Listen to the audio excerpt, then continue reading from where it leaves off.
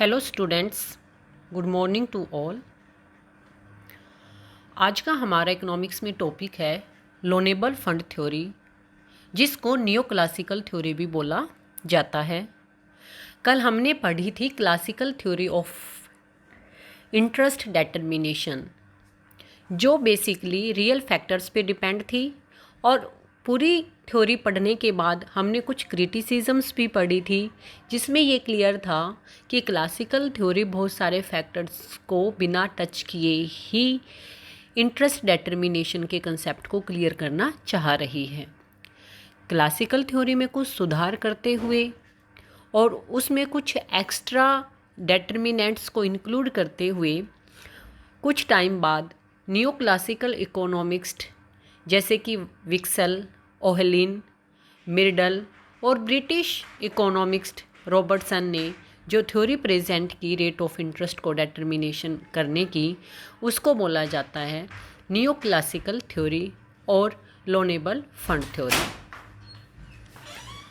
Interest is the price which equates the demand for and supply of loanable fund.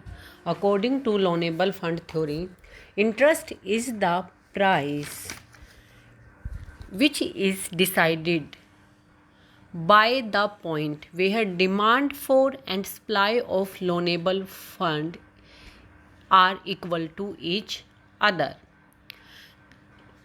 It means it is very important here to know what is the demand for loanable fund and what is the supply for loanable fund. उससे पहले मैं आपको ये बता रही हूँ कि जो लोनेबल फंड थ्योरी है, ये रियल फैक्टर्स और मॉनेटरी फैक्टर्स दोनों को इंक्लूड करके चलती है। Neo classical theory monetary factors पर मोर एम्फेसाइज डालती है रेट ऑफ इंटरेस्ट डिटर्मिनेशन में, लेकिन इसके साथ साथ जो रियल फैक्टर्स हैं उनको भी इंक्लूड कर रही है। सबसे पहले अब हमें देखना है कि ये एक ऐसा प्राइस है, इंटरेस्ट एक ऐसा प्राइस है जहाँ पर डिमांड और सप्लाई फॉर लोनेबल फंड एक दूसरे के बराबर हो जाती हैं। तो डिमांड फॉर लोनेबल फंड क्या होती है? जब हम डिमांड फॉर लोनेबल फंड की बात करते हैं तो हमें सबसे पहले ध्यान रखना है, इसमें जो फर्स्ट कंसेप्ट है वो है सेविंग। सेविंग क्या होती है? सेविंग जो भी हमारी इनकम है उसका जो भाग बिना खर्च के बच जाता है उसको हम सेविंग बोलते हैं। सेविंग टू फैक्टर्स से डिपेंड होती है, एक इनकम, दूसरा रेट ऑफ इंटरेस्ट। यदि मेरी इनकम ज़्यादा होगी तो मैं सेविंग भी ज़्यादा करूँगी, इनकम कम होगी तो मैं सेविंग कम करूँगी। जबकि हमने लास्ट क्लासिकल थ्योरी में पढ़ा था कि वो इनकम का कंसेप्ट बिल्कुल ही भूल चुके थे, उन्होंने इनकम कंसेप्ट को रेट ऑफ इंटरेस्ट डिटर्मिनेशन में लिया नहीं था। लेकिन यहाँ पर नियो क्लासिकल इकोनॉमिक्स कह रहे हैं कि सेविंग टू फैक्टर्स पे डिपेंड करती है, एक है इनकम, दूसरा है रेट ऑफ इंटरेस्ट। इनकम ज़्यादा है तो सेविंग ज़्यादा है, इनकम कम है तो सेविंग कम है, और ये प्रैक्टिकल लाइफ में हम सब देखते भी हैं। दूसरा है rate of interest. Rate of interest means कि यदि रेट ऑफ इंटरेस्ट ज़्यादा है तो आप सेविंग ज़्यादा करोगे, क्योंकि आपको पता है कि रेट ऑफ इंटरेस्ट 15% है। यदि मैं अपना पैसा सेव करके किसी को उधार दूंगा तो मुझे इस पे 15% का प्रॉफिट होगा। यदि रेट ऑफ इंटरेस्ट 5% है तो आप सेविंग ज़्यादा नहीं करोगे, क्योंकि आपको लगेगा क्या फ़ायदा है सेविंग करने का जब रेट ऑफ इंटरेस्ट इतना ज़्यादा नहीं है, मुझे इससे इतना ज़्यादा प्रॉफिट नहीं मिलने वाला। तो रेट ऑफ इंटरेस्ट और सेविंग का भी पॉजिटिव रिलेशन है। यदि रेट ऑफ इंटरेस्ट ज़्यादा है तो आप सेविंग ज़्यादा करोगे, और रेट ऑफ इंटरेस्ट कम है तो आप सेविंग भी कम करोगे। दूसरी जो सेविंग है वो होती है बिजनेस सेविंग। सेविंग्स के यहाँ 3 टाइप्स हैं बच्चों। इंडिविजुअल सेविंग जो हाउस होल्ड सेक्टर हम लोगों के द्वारा की जाती है, बिजनेस सेविंग और गवर्नमेंट सेविंग। गवर्नमेंट सेविंग का कंसेप्ट हम यहाँ डिस्कस नहीं करेंगे, क्योंकि गवर्नमेंट की जो सेविंग एक्सपेंडिचर जो एस्पेक्ट्स हैं वो बहुत सारी चीज़ों पे डिपेंड करते हैं। गवर्नमेंट वेलफेयर के लिए सोचती है, गवर्नमेंट प्रॉफिट के लिए नहीं सोचती है। लेकिन एक नॉर्मल इकोनॉमिक सेंस में जब हम बात कर रहे हैं तो हम यहाँ बात करेंगे प्राइवेट सेविंग और बिजनेस सेविंग की। जो बिजनेस सेविंग है वो भी दो चीज़ों पे डिपेंड करती है, इनकम पे और इंटरेस्ट रेट पे। उसका भी इनकम और इंटरेस्ट रेट के साथ उसी तरह से पॉजिटिव रिलेशन है जैसे कि हमारी प्राइवेट इनकम का रेट ऑफ इंटरेस्ट के साथ रिलेशन होता है। सेविंग का इनकम और रेट ऑफ इंटरेस्ट के साथ रिलेशन होता है। यदि इनकम और रेट ऑफ इंटरेस्ट ज़्यादा होगा तो आपको ध्यान रखना है कि सेविंग भी ज़्यादा होगी, चाहे वो प्राइवेट सेविंग है चाहे वो बिजनेस सेविंग है। दूसरी डिमांड की हम बात करें तो उसमें कंसेप्ट आता है बैंक क्रेडिट। बैंक से जो लोन लिया जाता है, बैंक जो क्रेडिट लोगों को उधार देते हैं, यदि रेट ऑफ इंटरेस्ट ज़्यादा होगा तो बैंकों को फ़ायदा ज़्यादा होगा, वो ज़्यादा लोन लोगों को देना चाहेगा क्योंकि उसको उसके बदले में ज़्यादा प्रॉफिट प्राप्त होगा।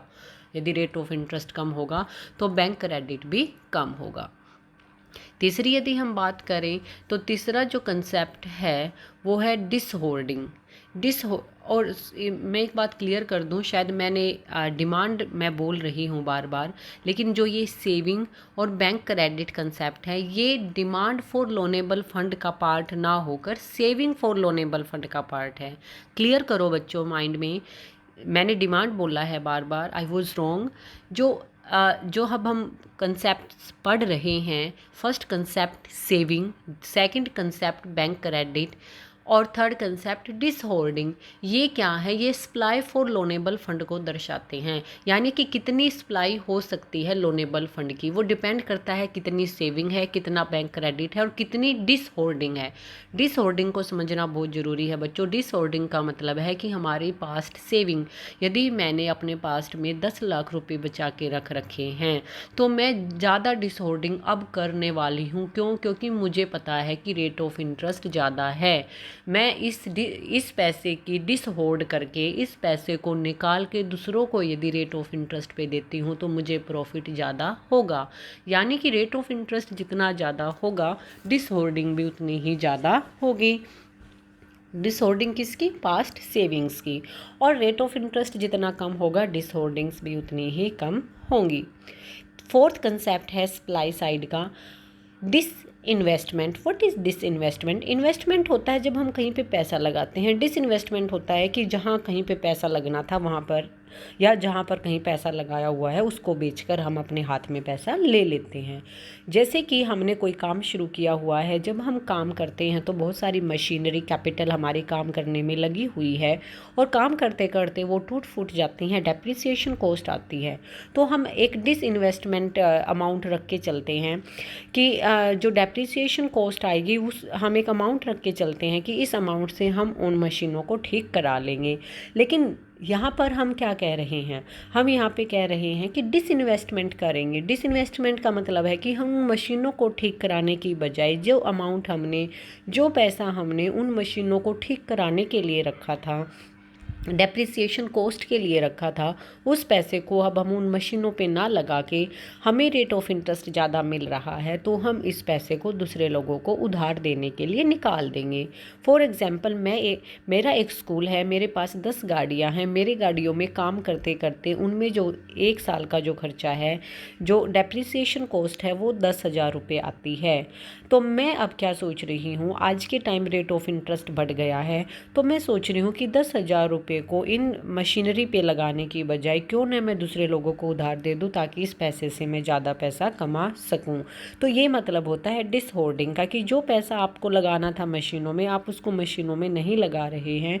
डिस इन्वेस्टमेंट का यही मतलब होता है कि आप उसको मशीनों में नहीं लगा रहे हैं, मतलब उसका इन्वेस्टमेंट नहीं कर रहे हैं। क्यों? क्योंकि आपको हायर रेट ऑफ इंटरेस्ट मिलने की पॉसिबिलिटी है तो आप इस पैसे को हायर रेट ऑफ इंटरेस्ट पे दूसरे लोगों को उधार देना चाहते हैं। तो बच्चों यहाँ पर हमने कंसेप्ट डिस्कस किया supply of loanable fund. Supply of loanable fund में हमने 4 चीज़ें पढ़ी। सेविंग होगी तो सप्लाई पॉसिबल है। दूसरा, बैंक क्रेडिट्स अवेलेबल होंगे तो सप्लाई पॉसिबल है। आप यदि डिसहोल्डिंग करोगे अपने पास्ट सेविंग की, जो आपने गुल्लक, जो तिजोरियाँ, जो आपने अपने मिनी जो पिगी बैंक्स हैं, या घर पे जो पेरेंट्स ने, हमारी खासकर लेडीज़ की जो हैबिट होती है कि पैसे बचा के रखे हुए हैं, यदि आप उन पैसों को बाहर निकालते हो किसी को उधार देने के लिए तो सप्लाई होगी। और फिर है फोर्थ कंसेप्ट डिसइन्वेस्टमेंट। तो सप्लाई ऑफ लोनेबल फंड के 4 concept, it should be clear here. Saving, second is bank credit, third is dishoarding and fourth is disinvestment. अब बात आती है डिमांड फॉर लोनेबल फंड की। डिमांड फॉर लोनेबल फंड, आपको demand क्यों करनी है पैसे की? What do you want with this money? तो नंबर 1 है इन्वेस्टमेंट डिमांड। आप डिमांड इसलिए करते हो सो that you can invest that money to any business, to any work, so that you can earn more profit in future. तो आप demand जब ज़्यादा करोगे, जब रेट ऑफ इंटरेस्ट कम होगा। आपको यदि किसी से पैसे बोरो करने हैं तो ऑब्वियस बात है फ्री में तो वो आपको देगा नहीं, आपको उसको रेट ऑफ इंटरेस्ट देना पड़ेगा। तो आप पैसे वहाँ से बोरो करोगे जहाँ पर रेट ऑफ इंटरेस्ट कम होगा, और यदि रेट ऑफ इंटरेस्ट ज़्यादा है तो आप इन्वेस्टमेंट डिमांड कम करोगे। कंजम्पशन, आप कंजम्पशन करते हो जब आपकी इनकम आपकी सेविंग से कम रह जाती है, तो आपको अपने डेली खर्च के लिए आपको लोगों से पैसा उधार लेना पड़ सकता है। ऑब्वियस बात है, आप पैसा उधार कंजम्पशन पर्पस से भी वहाँ से लेंगे जहाँ पर रेट ऑफ इंटरेस्ट कम होगा, तब ज़्यादा पैसे उधार लेंगे जब आपको कम रेट ऑफ इंटरेस्ट पर पैसा मिलेगा।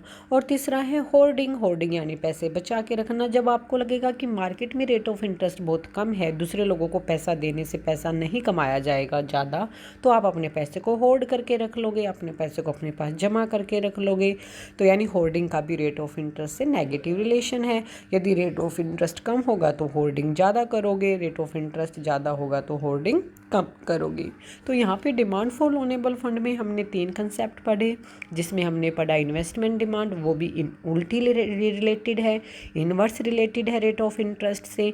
दूसरा हमने पढ़ा कंजम्पशन, वो भी नेगेटिवली रिलेटेड है रेट ऑफ इंटरेस्ट से। और तीसरा हमने पढ़ा होल्डिंग, वो भी नेगेटिवली रिलेटेड है। It means the total demand for loanable fund is negatively related to rate of interest. और इससे पहले हमने सेविंग सप्लाई पढ़ा था, तो total supply of loanable fund is positively related to rate of interest. तो यहाँ से ये क्लियर हो जाता है, ये रेट ऑफ इंटरेस्ट हाई होगा तो सप्लाई फॉर लोनेबल फंड ज़्यादा होगी, और रेट ऑफ इंटरेस्ट हाई होगा तो डिमांड फॉर लोनेबल फंड कम होगी। यानी कि supply is positively related to the rate of interest that is upward sloping, and demand is negatively related to the rate of interest that is backward sloping. तो demand for loanable fund में 3 factors पढ़े, supply for loanable fund में हमने 4 factors पढ़े। जब ये demand और supply दोनों एक दूसरे के बराबर हो जाते हैं तो वहाँ पर आपका equilibrium rate of interest determine हो जाता है। यहाँ आप देख लीजिए, एक तरफ डिमांड है जिसमें इन्वेस्टमेंट, कंजम्पशन एंड होल्डिंग है, दूसरी तरफ सप्लाई है जिसमें saving, bank credit, dis holding and disinvestment है। यदि हम इस इक्वेशन को सॉल्व करते हैं, इन्वेस्टमेंट और डिस इन्वेस्टमेंट को आप एक तरफ रख लीजिए, होल्डिंग एंड डिस होल्डिंग को आप एक तरफ रख लीजिए, और उसके बाद आप अपनी सेविंग और बैंक क्रेडिट को एक तरफ रखते हुए उसमें से कंजम्पशन को माइनस करेंगे। जब हम इस इक्वेशन को सोल्व कर रहे हैं तो हमें मिलता है net investment. Net investment means investment minus में डिस इन्वेस्टमेंट। फिर हमें मिलती है net holding. Net holding means holding minus में डिस होल्डिंग। फिर हमें मिलती है net saving. Net saving means हमारे पास जो सेविंग है उसमें से हमने क्या कर दिया, कंजम्पशन को माइनस कर दिया, और प्लस में है बैंक क्रेडिट। तो इट मीन्स जो डिमांड एंड सप्लाई है हमारी लोनेबल फंड की, यानी कि डिमांड में net investment and net hoarding and supply में net saving and bank credit, जब ये दोनों एक दूसरे के बराबर होती हैं तभी हमें equilibrium rate of interest achieve होता है according to loanable fund theory. यदि हम इस अपनी इक्वेशन को विद द डायग्राम प्रेजेंट करते हैं तो बच्चों एक तरफ हमने ले लिया है अलग अलग कंसेप्ट, जिसमें हमने अलग अलग एस्पेक्ट लिए हैं, जिसमें saving, investment, holding, dis holding और बैंक क्रेडिट, और उसके साथ साथ हमारी जो इन्वेस्टमेंट और डिस इन्वेस्टमेंट वाले जो कर्व हैं वो हैं। दूसरी तरफ total demand for loanable fund and total supply for loanable fund है। Total demand for loanable fund जो है वो तीनों तरह की डिमांड को मिलके बनी है। Horizontal summation of our investment, consumption and holding is called total demand for loanable fund, and horizontal summation of saving, bank credit, dis holding and disinvestment investment is called supply for loanable fund. तो हमने horizontal summation करके overall demand और supply को निकाल लिया है। यहाँ पर हम अब बात करेंगे, जो आप मेनली फोकस करने की बात है कि 2 टाइप्स के रेट ऑफ इंटरेस्ट हमें मिलेंगे। एक होगा मार्केट रेट ऑफ इंटरेस्ट, दूसरा होगा natural rate of interest. Market rate of interest वो रेट ऑफ इंटरेस्ट होगा जहाँ पर total demand for loanable fund and total supply of loanable fund दोनों एक दूसरे के बराबर होंगी, जो कि हमारे डायग्राम में दिखाया गया है OR। यहाँ पर आपकी जो total demand for loanable fund है और total supply for loanable fund है वो दोनों एक दूसरे के बराबर हैं। दूसरा है natural rate of interest. Natural rate of interest वो रेट ऑफ इंटरेस्ट है जहाँ पर आपके इंडिविजुअल फंक्शंस जैसे कि saving is equal to investment, hoarding is equal to dishoarding and investment is equal to disinvestment, ये एक दूसरे के बराबर होंगे। वहाँ पर आपकी जहाँ पर dishoarding is equal to hoarding, disinvestment is equal to investment, saving is equal to consumption एक दूसरे के बराबर होंगे, वहाँ पर आपको natural rate of interest achieve हो जाएगा। तो यहाँ पर हमारा कंसेप्ट क्लियर है बच्चों कि रेट ऑफ इंटरेस्ट वहाँ पे डिटरमाइन होता है जहाँ पे demand for loanable fund and supply for loanable fund एक दूसरे के बराबर होती है। यहाँ पे जो रेट ऑफ इंटरेस्ट है वो मार्केट रेट ऑफ इंटरेस्ट है। इसी को डिटर्मिनेशन के लिए हम न्यू क्लासिकल थ्योरी और लोनेबल फंड थ्योरी पढ़ रहे थे। जो हमारी ये थ्योरी है ये दोनों तरह के फैक्टर्स पे डिपेंड है, मॉनेटरी फैक्टर्स को भी लेती है और रियल फैक्टर्स को भी इंक्लूड करती है। फिर आती है क्रिटिसिज्म की। लोनेबल फंड थ्योरी बेटर है क्लासिकल थ्योरी से, still there are some criticisms given by professor Keynes regarding it. The first one is dubious concept of hoarding. Dubious मतलब कि देखो बच्चों, यदि मैं होर्ड करती हूँ या डिस होर्ड करती हूँ तो मेरी सेविंग कम और ज़्यादा होती हैं, लेकिन केन्स कहता है कि एक पूरी इकोनॉमी में तो जो मनी की जो अमाउंट है वो कांस्टेंट रहती है। कोई ए कम कर रहा है, कभी बी कम कर रहा है, कभी सी कम कर रहा है। इंडिविजुअली होर्डिंग और डिस होर्डिंग ऊपर या नीचे होती रहती हैं, लेकिन पूरी इकोनॉमी में बात करते हैं तो क्वांटिटी ऑफ मनी कांस्टेंट रहती है। तो ये ज़्यादा लॉजिकल बात नहीं है कि हम डिस होर्डिंग और होर्डिंग कंसेप्ट पे बेस होकर लोनेबल फंड को डिफाइन करें। लेकिन इस बात को क्रिटिसाइज़ करते हुए हमने बोला है कि ये ठीक है कि एक इकोनॉमी में क्वांटिटी ऑफ मनी है वो कांस्टेंट रहती है, लेकिन जो वेलोसिटी ऑफ मनी है वो चेंज होती है। What is the velocity of money? Velocity of money means कि 1 रुपया कितनी बार कितने लोगों के हाथों में जाता है। यदि 1 रुपया 100 लोगों के हाथ में जा रहा है फॉर परचेजिंग पर्पज़, तो वो 1 रुपया कितनों के बराबर है? 100 रुपये के बराबर है। यानी कि वेलोसिटी मीन्स कि कोई भी रुपया है या कोई मनी है वो कितनी बार यूज़ होती है सर्कुलेशन में for the purpose of demand and supply. तो जैसे हमने बोला है कि ठीक है, quantity of money is constant in an economy, लेकिन क्वांटिटी ऑफ मनी के कांस्टेंट होने के साथ साथ ये देखो कि वेलोसिटी ऑफ मनी है वो चेंजेस, उसमें चेंजेस होते रहते हैं। इसलिए जो कंसेप्ट है होर्डिंग का न्यू क्लासिकल थ्योरी के अकॉर्डिंग वो बिल्कुल ठीक है। इनडेटर्मिनेट, इनडेटर्मिनेट का मतलब यहाँ पे ये है बच्चों, यहाँ पे भी हम क्लियर नहीं कर पा रहे हैं कि रेट ऑफ इंटरेस्ट पहले डिसाइड होगा या इनकम पहले डिसाइड होगी। जैसे कि हमने कहा कि rate of interest loanable fund से डिसाइड होता है कि क्या डिमांड है लोनेबल फंड की और क्या सप्लाई है लोनेबल फंड की, लेकिन लोनेबल फंड अपने आप इनकम पे डिपेंड करता है, इनकम इन्वेस्टमेंट पे डिपेंड करती है, इन्वेस्टमेंट रेट ऑफ इंटरेस्ट पे डिपेंड करता है। तो हमें अब ये ही नहीं पता है कि रेट ऑफ इंटरेस्ट इनकम को डिटरमाइन कर रहा है या इनकम रेट ऑफ इंटरेस्ट को डिटरमाइन कर रही है। यहाँ पे जो विशियस सर्कल है कि एक के बाद दूसरा, दूसरे के बाद पहला, ये सर्कल चलता रहता है और हम कहीं पर भी टिक के ये बात नहीं कर पाते हैं कि ये कारण है और ये इसका परिणाम है।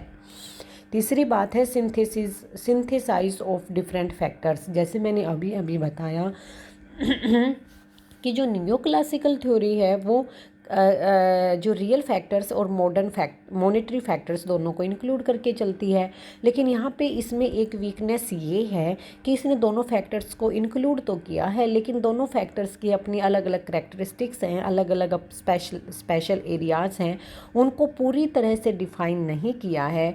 उनको हम पूरी तरह से डिफ़ाइन करके और फिर इनकम एक इनकम लेवल पे यदि दोनों फैक्टर को सिंथेसाइज करते हैं तो हम बेटर रिजल्ट पर पहुंच पाते हैं, जो कि आगे हम पढ़ेंगे हिग्स के द्वारा किया भी गया है। और last but not list, the criticism is unrealistic assumptions of full employment. जैसे कि मैंने बताया है, जब भी हम क्लासिकल इकोनॉमिक्स की बात करते हैं, न्यू क्लासिकल इकोनॉमिक्स की बात करते हैं, तो ये फुल एम्प्लॉयमेंट की सिचुएशन को लेके चलते हैं। इनकी अपनी ये एक अजम्पशन है जो कि वैलिड नहीं है, क्योंकि बहुत सारे इकोनॉमीज़ में आज भी या पहले भी हमने देखा है कि फुल एम्प्लॉयमेंट की सिचुएशन रियलिटी में एग्जिस्ट नहीं करती है। तो ये एक अनरियलिस्टिक अजम्पशन है कि फुल एम्प्लॉयमेंट ऑफ इकोनॉमी, जिसको केन्स नेगलेक्ट करते हैं। तो ये था आज का हमारा topic loanable fund theory. Hope आप सभी को समझ आया होगा। It's very easy, I try to make it easier. अब आप इसको इन नोट्स से पढ़ें और उसके बाद अपनी बुक से पढ़ें। और इट्स वेरी इंपॉर्टेंट ऑल्सो, हम 2 कंसेप्ट कर चुके हैं, classical and new classical. Tomorrow I will try to define liquidity preference theory of interest rate. तो बच्चों तब तक अपना ये काम कर लीजिए और सभी बच्चे संस्कृति को अपने असाइनमेंट सबमिट करा दीजिए। बीकॉम के बच्चों के लिए मैं बोल रही हूँ और बीए के बच्चों के लिए मैं बोल रही हूँ कि पूनम को अपने असाइनमेंट सबमिट करा दीजिए। बच्चों क्यों इतना टाइम लेते हो? It's very easy, what are you doing at home? आप अपनी पढ़ाई को कंटिन्यू रखो। Okay, it's very important for you. अपने असाइनमेंट सबमिट कराओ। जिस बच्चे का असाइनमेंट नहीं आएगा, sorry to say that I will not put your assignment marks. Okay, I will try to give only 6 to 7 marks if I will not get your assignments. It means you will be failing internal assignments and it will not be my fault. I am telling you again and again. I suggested you, I told you with love, with care. I tried to understand your problems कि आप busy होंगे, आप घर पे काम कर रहे होंगे. I extended 2 more days for your work, but enough is enough now. आप अपने असाइनमेंट सबमिट करा दीजिए. Okay, all the very best. Stay happy, stay healthy and do your study properly.